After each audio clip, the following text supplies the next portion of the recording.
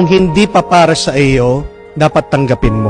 Bakit nalulungkot ka? Bakit nag-aalala ka? Bakit nabibigatan ka? Bakit walang tuwa? Kasi gustong makontrol yung hindi nakokontrol. Nagmamadali na makuha yung gusto na hindi pa naman nakapanahon. That is the source of our depression and frustration a lot of times in our life. Ganyan tayo nagkakraming. Mas gusto natin nagmamadali. Pero tignan niyo po, what do we miss? Ano yung nawawala sa atin dahil sa pagmamadali? Yung tuwa, yung kapayapaan ng ating mga kaisipan.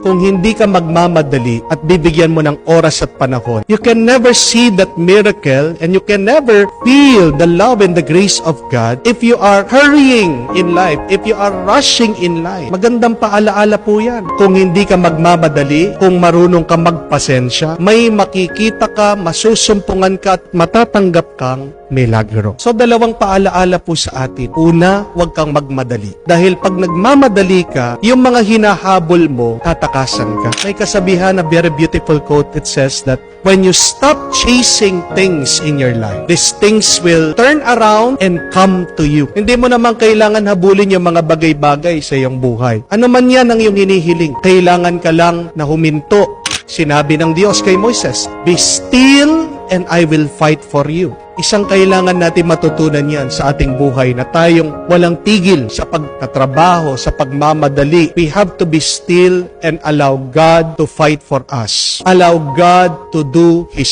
work. But secondly, be humble dahil nagpapakita ang Diyos sa mga mapagkumbaba. Ito po yung ating ipagdasal. Hilingin natin ang grasya ng pagpapasensya. Huwag tayo magmadali. Hilingin natin ang grasya ng pagpapakumbaba para makita natin ang milagro, ang pagpapala, matanggap natin sa ating buhay.